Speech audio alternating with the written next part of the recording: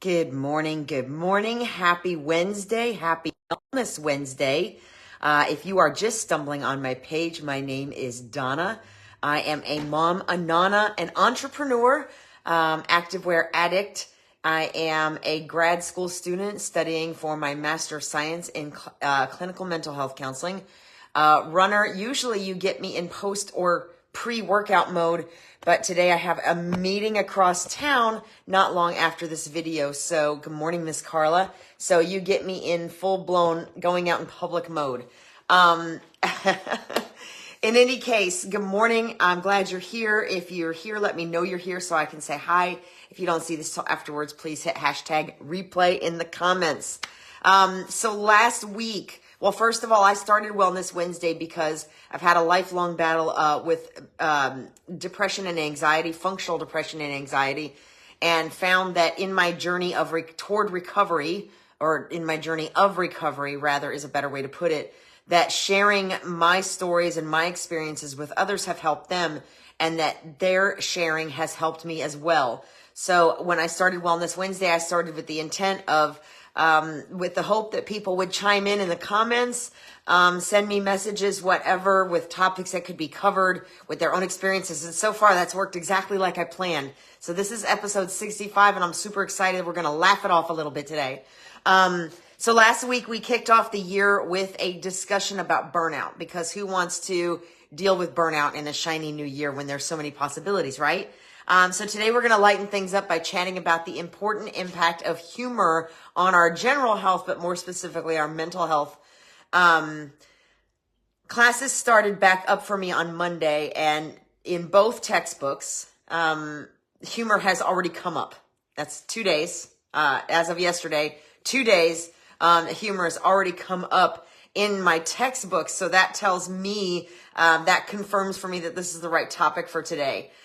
So humor defined, there's a couple different definitions of the word humor, but the one that pertains to us today is one of the following two. It is a mood or state of mind, or the mental faculty of discovering, expressing, or appreciating the ludicrous and absurdly I never say this word right. Incongruous. I'm not sure if I'm saying that right, but, so how this, incongruous. I think I'm saying it right. I'm not sure, but appreciation of the ludicrous or absurd is what I get out of that. So, how this came up in my studies is, first days of new classes, first days in the new textbook. So it wasn't lost on me that for this semester, for both my classes, that a sense of humor was like first and foremost. I felt like it was a message. In one of my textbooks on Monday, developing a sense of humor was a headline in the text, and it states that therapy is a responsible endeavor, but it need not be deadly serious. And what they were talking about was the importance of using humor in therapy and knowing when humor is appropriate. Sometimes it's used because you're nervous, and sometimes it's used to break the ice. But knowing what type of humor it is important, and knowing that it's okay to use humor. That yes, therapy is a very responsible endeavor, but it does not have to be serious all the time. And then in the following day, in the other textbook, that textbook stated that an author named Lawson reported that maintaining a sense of humor was a frequently endorsed career-sustaining behavior by professional counselors. And what they were talking about in the context was that you have to kind of have, you're taking on sometimes the weight of the world, the weight of others as a counselor, and you have to be able to have a sense of humor in the process. So that's how this got started, even after I had already chosen what we were going to talk about today. So for my fellow nerds, here's some information about laughter and what it can do for you. Most of this information comes from the Mayo Clinic and from the Department of Veterans Affairs. I do like to point out my resources when I remember. Good morning, Miss Dawn. So, nerdy facts about laughter. A 1970 journalist showed markedly improved symptoms of ankylosing spondylitis. We're going to really test how my pronunciation is today. I think I'm saying that right, spondylitis from watching Marx Brothers movies on a regular basis. Heart function. Laughter increases the stroke volume and cardiac output and dilates the blood vessels. There's the direct association. Well, they called it an inverse. So that doesn't really necessarily mean direct, but an inverse association between laughter and lower heart attack risk, because it also delays cardiovascular and it also delays cardiovascular complications in type 2 diabetes. Also, watching a comedy show, study in 2018, said that watching a comedy show after eating decreases the overall rise in blood glucose readings. So that's some important stuff right there, especially with all the issues we have now. We have more heart and metabolic and diabetes related issues than we've ever had before. Laughter stimulates organs by enhancing oxygen-rich air and increases the endorphins, which helps reduce the hyperinflation of the lungs in COPD patients and decreases inflammation. That helps with a number of other clinical issues. A lot of clinical issues in this day and age are related to inflammation in some way, shape, or form. So anything that can help reduce inflammation is fantastic. Good morning, Miss Paula. It activates the sympathetic nervous system without raising the blood pressure. So that's okay. So Facebook does weird things now. I don't know if y'all could see that, but Facebook does weird things now when I'm messing around with my hands on screen. I don't know if that's actually you guys or mine, but whatever. Laughter activates the sympathetic nervous system without raising the blood pressure, which is super important, because that means you're getting you're basically getting the effects of exercise, if you will, without raising the blood pressure or the heart rate. It stimulates circulation, which aids in muscle relaxation, which can reduce physical stress symptoms and lower cortisol, which is the stress hormone. Thank you, Carla. It's not just me. I'm not just losing my noodle. And that cortisol, that stress hormone, that's where a lot of this excess belly weight comes from. So that's huge. That stress hormone, it's very, very bad for us, if it's overdone. So it improves our immune system by increasing immunoglobulins and natural killer cell activity.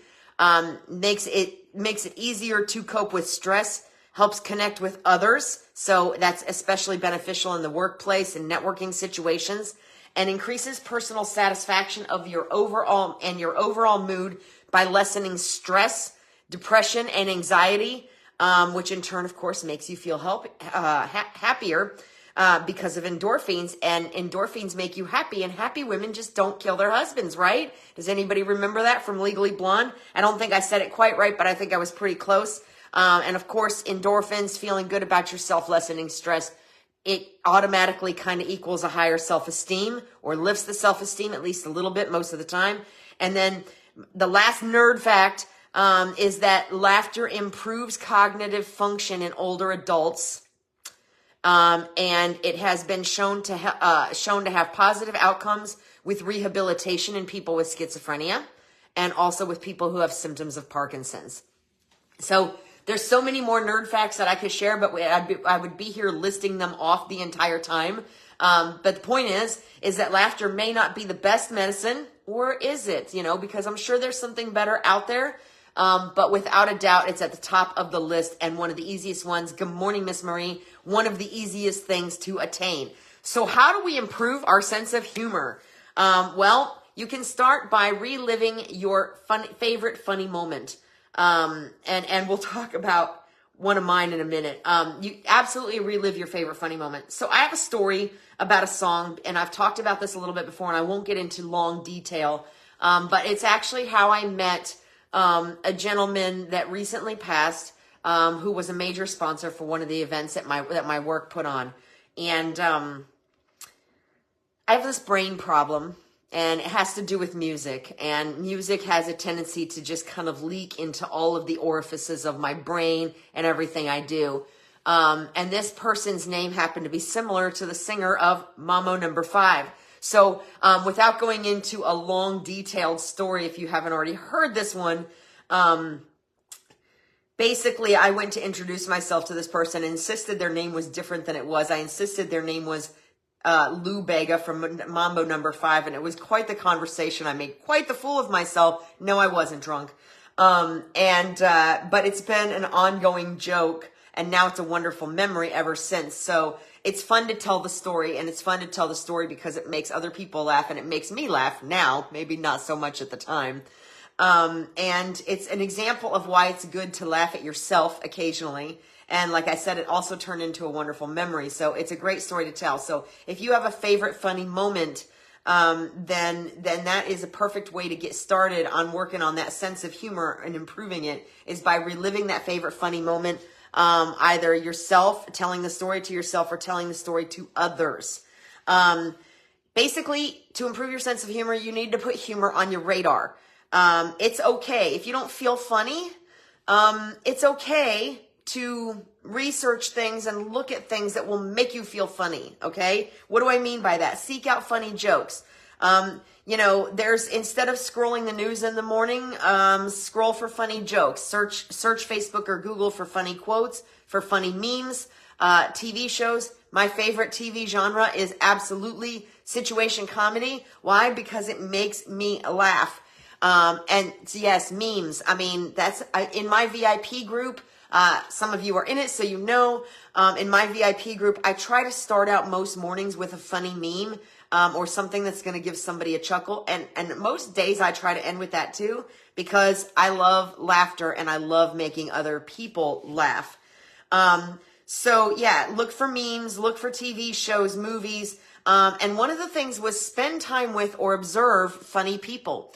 How many times does somebody say something funny in front of us and we're like, that's really cool. I need to remember that. I need to use that later. And then we perpetuate that funny statement in our own way. If we say it, if we say it, to somebody else and we get we get a laughing response, then it becomes ours. I know I've had several people take things that I say, and I myself have taken several things, that others have said. And the truth of the matter is that I come from a long line of sarcastic, witty, one-line slinging people. And it took me a while to get there. But some of my witty, one-line, slinging things are stolen from my father and my grandfather. Because that's where I first learned what funny was like. So, put it on your radar. Spend time with and observe funny people. Comedians. Comedians are basically just talking about everyday life things, but they're doing it in a funny way. So if it can help us look at the things that are going on in our life from a more humorous perspective, why wouldn't that be perfect, right? Okay, so put it on your radar. Seek out the funny jokes. Seek out the funny quotes, memes, TV shows. Maybe drop one of your favorite sitcoms or funny movies in the comments for me so we can all see it, and start our own little list of things we can go watch. One of my favorites is Bruce Almighty. It has a great message and it makes me laugh my butt off. Same thing with Tommy Boy. So absolutely. And as I mentioned just a minute ago, laugh about yourself and your situation. So when you're watching comedians, they're basically laughing about everyday life. They're making fun of themselves. They're making fun of their wives or husbands. They're making fun of their children. They're making fun of their neighbors. They're basically making fun of everybody. They take no prisoners.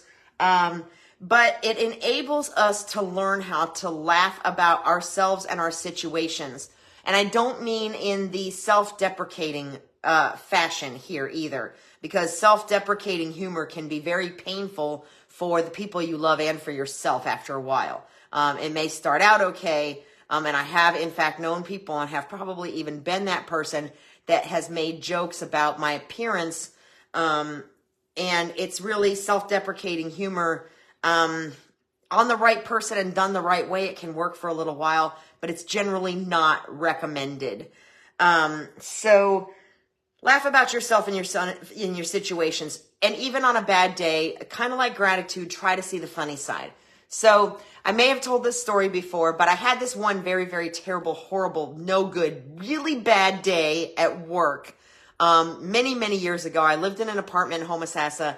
I came home from work. My daughter was at her father's, so I had the evening or the day or the week to myself or something like that. And I had a really awful day. I couldn't tell you what was so awful about the day. It was just bad. It seemed like I just remember that everything that could go wrong did go wrong that day. And I picked up Chinese food. and I was already running late coming home from work. I picked up Chinese food and I walked up to my front door to, basically open my door, yell sanctuary, and go in the house and eat my Chinese food and just kind of hide from the world for the rest of the night. And my key broke in half in the lock. So already a horrible, terrible day. My key broke in half in the lock. I wasn't to the point of laughing yet, but I was literally to the point of, are you freaking kidding me? Thank God my neighbor was home. He was an older man, very sweet, and was very good at getting me out of weird little situations like this because he had a lot of knowledge and a lot of experience. So he got me in the apartment without breaking anything. I did have a spare key, thank God. It took a little bit of work to get the broken key out of the lock, but we did get me in the apartment. So that was great. So I sit down and I spread out my Chinese food and I turn on the TV and I'm like, sanctuary. And I eat my Chinese food and I crack open the fortune cookie and there's no fortune. None. No fortune. None whatsoever. I have never had a fortune cookie with no fortune. And I just lost it. I just lost it laughing because at that point, what the heck else was I going to do? The day was over. Everything had turned out okay, even though it really sucked. And the fact that I had zero fortune in my fortune cookie, just to me, was about as ironic as it could get. So I just lost it. So it's great when you can laugh at yourself and find humor in your situations or try to see the funny side. Now, interestingly enough, the next time I ate Chinese, I don't know if it was the same restaurant or not, my fortune cookie had 2 fortunes in it. So I guess it made up for itself, right? But sometimes all you can really do is laugh, or sometimes the best thing you can do is laugh because there is a funny side to every situation. Usually that's a funny ha-ha, but sometimes I can find a funny, interesting side too. Like, the vehicle was acting up, but it decided to do it when I was still in a parking lot and not out on the road. So look for those things and look for the humor. Laugh about yourself. Again, not self-deprecating, but if you do something silly, it's okay to laugh at yourself. It's okay to point it out. It's okay to be like, hey, listen to how I introduced myself to this sponsor and made a complete idiot of myself. That's not really self-deprecating. That's sharing a funny story that makes you and makes other people laugh. That's living in your favorite funny moment. So these are all really good things that we can do to lift our spirits and lift others. Share, laugh. What that means is, okay, so I already told you to Google, to go look for funny memes, to go look for funny jokes, whatever. Now share them with somebody else. Like I said, drop in the comments a favorite funny movie show that you like to watch so that other people that might not have heard of it will check it out. Drop a meme, drop a joke, whatever in the comments. But share those because sometimes sharing laughter with somebody else, I can be having a really quiet day. I don't really have bad days that often anymore, but I can be having a quiet day or a challenging day. My daughter will come out of left field with some random little joke that my grandson told that probably came from Nick DiMartino at Boys and Girls Club. And it'll just send me into stitches. Or I'll come across a funny meme that will kind of make me snort a little bit or spit out my drink, and I'll save it for later for my group so that I can share it. Or since Nick likes to post dad jokes, I'll send him a dad joke if I run across one. So those kinds of things. I send funny bug jokes to my boyfriend because he's in pest control. So when I come across something funny that has to do with bugs, I shoot those over to him. I used to actually actively look for them, but I was running out of material, so I had to kind of back off. So share the laugh, learn the funny jokes, puns, or easy one-liners, and use those to make other people giggle. I have friends that every time I see them, they come out of the gate with a joke, and they're usually corny, but I love corny. And I'm usually rolling my eyes while I'm laughing and chuckling. And it just makes it a lot of fun. So you can share a laugh. Sometimes that makes the other person feel great and it makes you feel good too. This is one that I picked up in the research that I was doing on this. I'm a vegetarian. So I would say I'm a vegetarian and somebody else would say, I didn't know that. And I would say, well, that's because I'm not a very good one. So some people might think it's funny. Some people might just roll their eyes and shake their heads. But a couple of very simple jokes that you have on hand that you're really good at, that you can practice and lay out whenever you're in the right setting can go a long way towards making you feel funny and making other people laugh as well. And once the more you start to, the point here is the more you start to feel funny and the more you focus on humor, kind of like gratitude, the better things get and the more apt you are to see it when you're looking around at your situation, whatever it is, whatever the situation is. And then if you're still not sure, there's laughter yoga. Now, when I first read laughter yoga, I thought it was one thing and it's similar and close, but I wasn't actually surprised because I had a yoga teacher that used to teach us with some of our breathing to laugh it.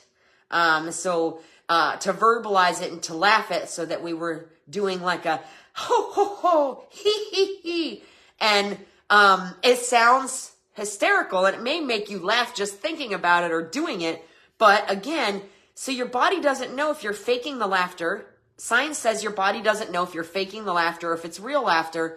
But if you're going through the motions, your body takes it as you're laughing.